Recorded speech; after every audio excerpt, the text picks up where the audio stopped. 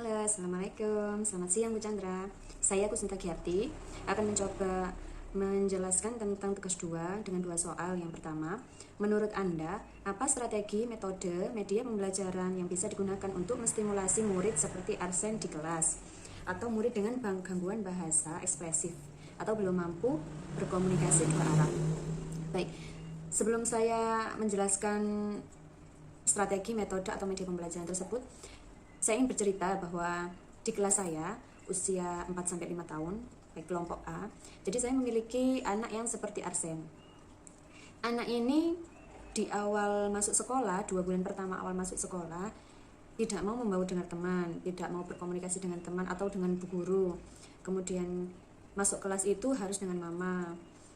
Kalau nggak ada mamanya ini nangis, nggak mau masuk kelas, nggak ada interaksi dengan temannya, nggak mau berbicara, terus nggak mau bermain dengan temannya. Ketika kita duduk melingkar, Ananda juga tidak mau. Ketika kita duduk melingkar, Ananda itu hanya duduk di kursi, hanya duduk di atas kursi dan menunggu sampai semuanya tuh duduk di kursi semua. Jadi ketika kita semua berdoa di bawah, Ananda itu duduk di atas. Ini terjadi kurang lebih sampai 2 bulan awal sekolah. Jadi 1 bulan pertama itu mamanya sampai menunggu di dalam kelas. Kemudian 1 bulan berikutnya sudah bisa ditinggal, tapi mamanya harus menunggu di depan kelas. Jadi belum boleh meninggalkan sekolah. Kemudian untuk strategi, metode kita gunakan seperti yang bercerita, tanya jawab, diskusi. Itu kan kita gunakan setiap hari, nggih. Kita latih untuk melatih anak untuk berbicara, melatih anak bercerita, melatih anak untuk percaya diri, mengungkapkan pendapatnya, mengungkapkan atau bercerita tentang kejadian apa yang dia alami atau yang pernah dia alami atau keinginannya dia ke depan. Itu kan kita latih setiap hari. Atau misal kita setelah bermain apa atau belajar apa, nanti kita kan juga harus refleksi, menyimak nggak ya mereka tentang tadi apa yang kita sampaikan. Jadi kan kita refleksinya kan kita ingin mendengarkan ceritanya mereka, kira-kira tersampaikan atau tidak apa yang tadi kita sampaikan kepada anak-anak. Jadi metodenya banyak sekali, misal dengan demonstrasi. Demonstrasi ini juga bisa kita lakukan dengan secara langsung atau bisa dengan menggunakan media. Misal kita perlihatkan video kepada anak menggunakan LCD proyektor, atau kita misal dalam tema makanan atau apa atau minuman, kita coba ajak misal anak membuat susu, kita bawa perlengkapannya dari rumah, misal ada termos, air hangat, kemudian ada air biasa, ada sendok, gelas, susu bubuknya gitu, atau mungkin yang membuat sirup gitu yang atau teh gitu ya. Kita membawa perlengkapannya dari rumah. Jadi kita menunjukkan demonstrasi kepada anak secara langsung bagaimana sih cara membuatnya kita gitu. Jadi kan anak kan bisa bercerita nanti ketika di rumah, dan itu kan melatih mereka untuk merangsang mereka untuk berbicara, untuk bertanya, untuk berdiskusi gitu. Kemudian ada juga metode bernyanyi. Bernyanyi ini juga kita lakukan setiap hari, baik dalam pembukaan awal atau di penutupan atau mungkin pada tahap berbaris awal di depan kelas. Biasanya kalau bernyanyi ini juga kan ada pemimpinnya. Nah, itu kita coba intensitasnya kepada anak yang seperti Arsen ini kita tambahi. Jadi kepada anak yang sudah berani mengungkapkan atau berani bercerita, tanya jawabnya sudah bagus, kemudian itu kita kurangi intensitasnya. Kita gunakan ke anak yang seperti Arsen ini.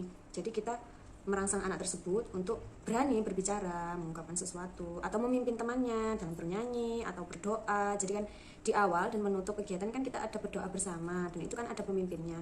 Itu intensitasnya saya lebihkan pada anak yang seperti Arsen ini. Jadi lama-lama Ananda itu berani, dari awalnya yang suaranya itu tidak ada sama sekali, sampai sekarang itu suaranya itu sudah keras sekali. Jadi tanpa aba-aba pun anak sudah hafal seperti apa cara memimpin teman-temannya berdoa atau memimpin teman-temannya bernyanyi. Kemudian ada metode yang lain seperti karya wisata atau pemberian tugas atau eksperimen. Contohnya dalam eksperimen ini pernah dicoba yaitu mencampurkan warna misal. Nah, ini kan anak-anak kan penasaran, kenapa ya kok ada warna-warna, kenapa kok ada air, ada gelas dan lain-lain tersebut.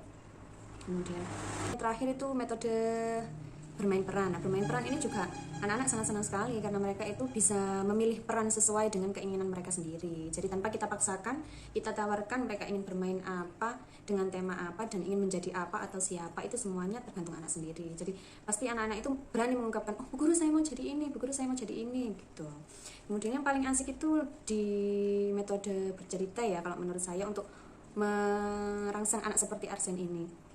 Karena kan di metode ini media yang bisa kita gunakan itu banyak sekali, mulai dari ada yang panggung boneka atau dengan metode bercerita sederhana, misal kita membawa buku cerita misal seperti ini, bisa kita membawa buku cerita gini, kita bercerita kepada anak dengan anak-anak duduk melingkar, atau dengan metode membawa media boneka seperti ini, kita menyesuaikan dengan judul atau tema yang akan kita sampaikan atau pesan-pesan moral yang akan kita sampaikan kepada anak. Jadi misal ada di sini persahabatan antara kucing dan tikus. Kalau di sini saya coba menggunakan medianya adalah boneka kucing. Jadi karena ini saya sudah tahu seperti ceritanya seperti apa, jadi saya hanya membawa bonekanya saja.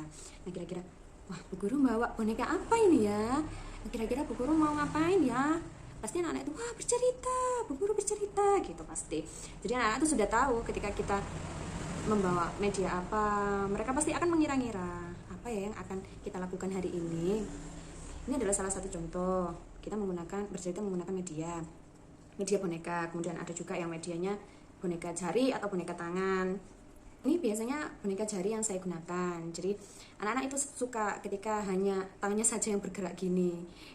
Jadi dengan suara yang bermacam-macam kita coba, misal kayak halo teman-teman gitu, atau misal kayak suaranya orang dewasa, kamu sedang apa gitu. Itu sangat menyenangkan untuk anak. Jadi ini salah satu cara kita melatih anak untuk ekspresif. Jadi kita mengajak mereka berdiskusi, bercerita, terus menyampaikan pendapatnya mereka atau keinginannya mereka. Misal besok kita mau ngapain ya, atau misal besok kita mau belajar apa. Itu pasti anak-anak juga ingin menyampaikan sesuatu. Guru besok saya ingin ini, guru besok saya ingin ini, bermain ini gitu. Seperti itu. Pertanyaan yang kedua yaitu bagaimana bentuk pelibatan orang tua yang bisa dilakukan bersama sekolah. Nah, untuk yang kedua ini, yang pertama saya lakukan koordinasi dulu dengan orang tua.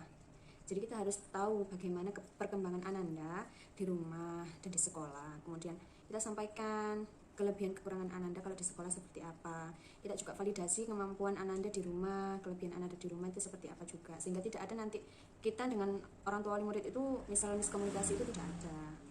Sehingga kita bisa mengambil metode seperti apa yang bisa kita gunakan untuk anak tersebut.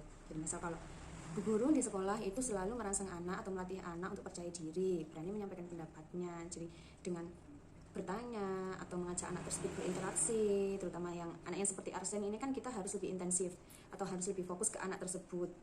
Jadi kita sampaikan kepada wali murid kalau kita itu seperti ini di sekolah. Jadi mohon bantuannya jadi untuk di rumah Ananda diajak berinteraksi, Ananda diajak bercerita, ditanya dan lain-lain. Misalnya hari ini kamu belajar apa di sekolah, belajar apa sama Bu Guru, atau tadi bermain apa, atau tadi diajak Bu Guru ngapain ya di sekolah. Jadi itu kan pertanyaan-pertanyaan pemantik yang akan menarik minat anak untuk bercerita. Apalagi misal di sekolah tadi ada kejadian, misal dia jatuh atau dia senang dengan sesuatu yang tadi diajarkan guru, atau permainan apa yang tadi diajarkan Bu Guru, dia pasti akan bercerita. Jadi dari situ dilatih sedikit-sedikit setiap hari, nanti akan lama-lama Ananda juga sudah akan ekspresif seperti yang murid saya ini di usia 4-5 tahun, durasi sekitar mungkin 4 bulan, sehingga Ananda yang dari awalnya itu sangat pendiam atau introvert atau tidak mau berkomunikasi dan berinteraksi dengan temannya, sekarang Ananda sudah sangat aktif sekali. Jadi untuk bertanya, berdiskusi, bermain dengan temannya itu sudah sangat aktif sekali. Jauh berbeda dengan perkembangan Ananda waktu awal masuk. Sekian yang bisa saya sampaikan, kurang lebihnya mohon maaf. Terima kasih. Wassalamualaikum warahmatullahi wabarakatuh.